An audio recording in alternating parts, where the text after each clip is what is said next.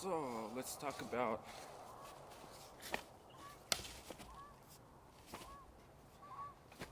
Kung Fu Caravan.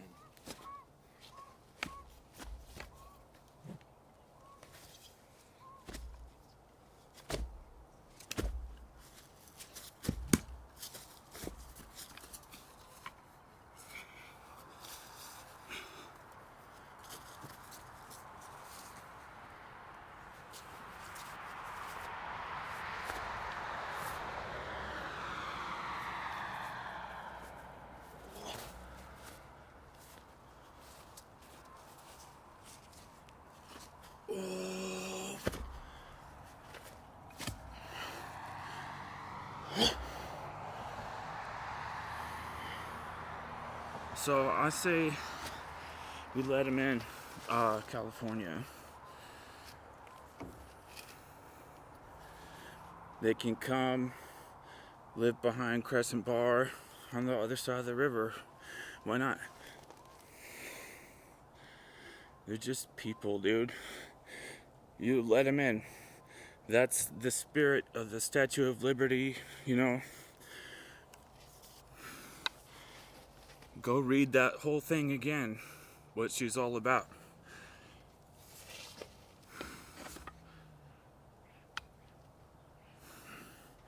I would like to set a welcoming tone for the people in Cascadia.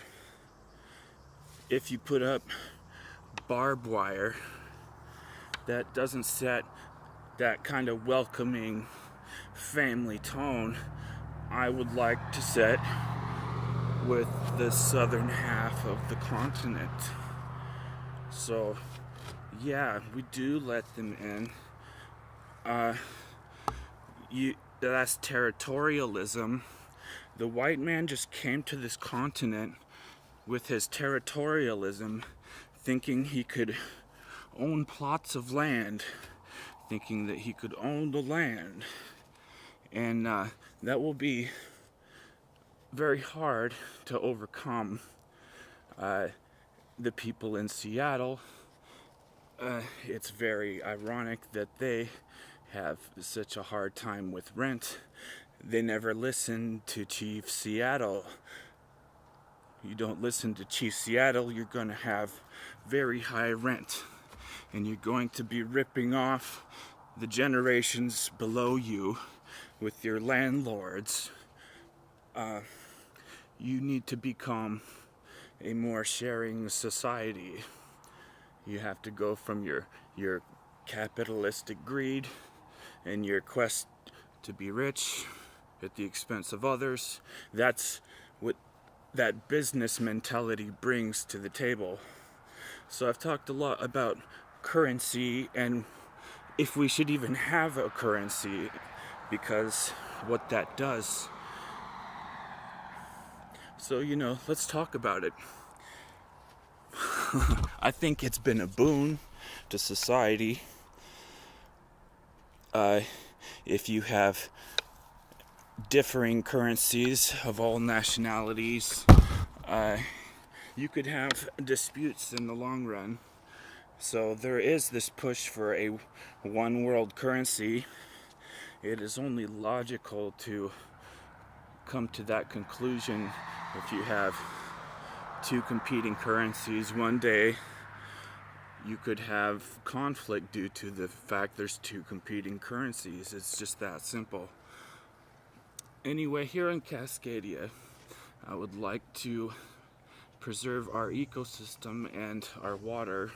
In particular, I'd like to kick out Nestle. They're stealing our water and they're trucking it off to other nations. They're selling it back to us more expensive than gasoline. You have to take control of the water as the government and make sure that people are provided with clean drinking water. In an idiocracy, nobody changes the fact there is a neurotoxin in the water since 1939. They bit a one-liner that it was good for bones and teeth and went with that to this day. You can't educate them. they've already been educated, to accept a neurotoxin from the aluminum industry.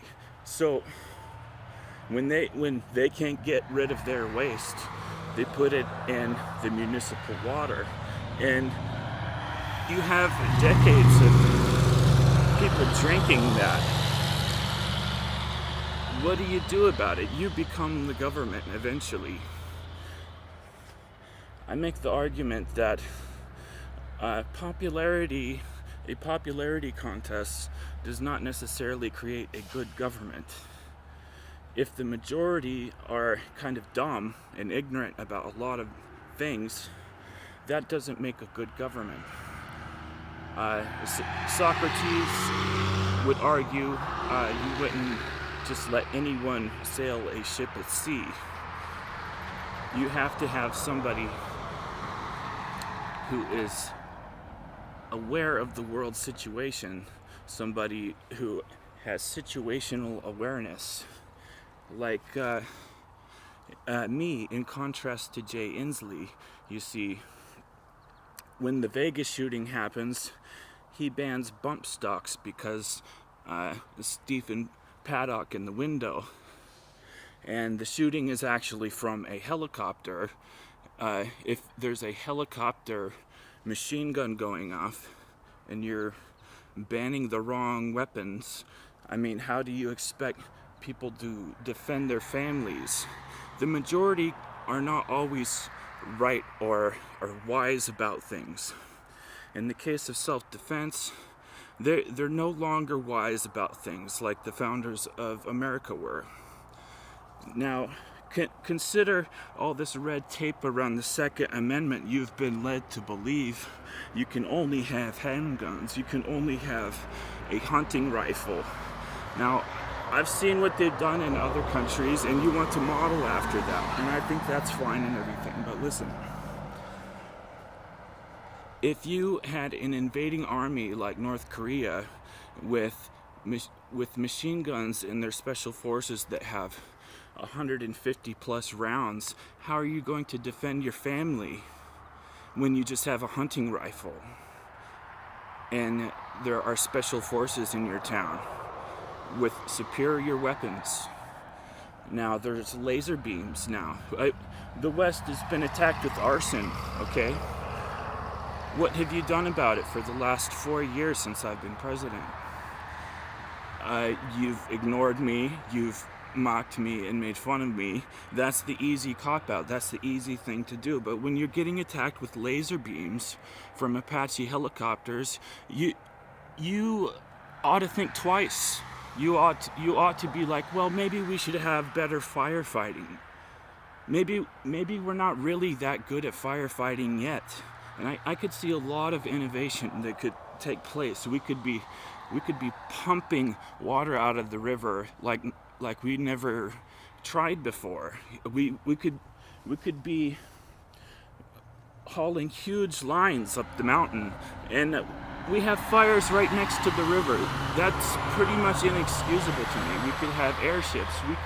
We could have so many new things if you just focus on the right people. Elon Musk isn't necessarily the brightest guy in the world, okay? You want to make a big fucking rocket. Why don't we try the Raccoon? Why don't we try high altitude launch pads and smaller rockets? You got to think differently. Think science. Don't think bigger is better. Okay, guys? Going to Mars is a trip. You're going to send people to Mars, they're going to die. I mean, I think it's in question if we've even been to the moon yet now. Now, it's pretty wild to think about that. When you actually come to that point when you're questioning the moon landing. Let's just go back to the moon. Let's actually get past the Van Allen belt. Let's actually do it. Can we even do it yet?